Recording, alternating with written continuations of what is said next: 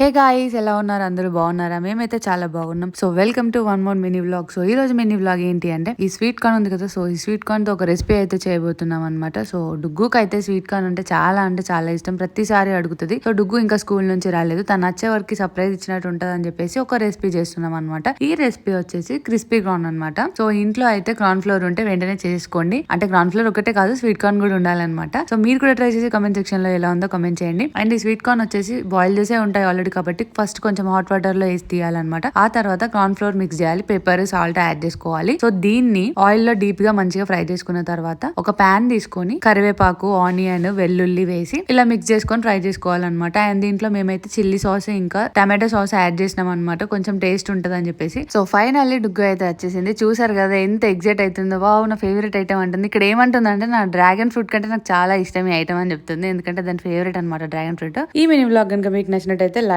share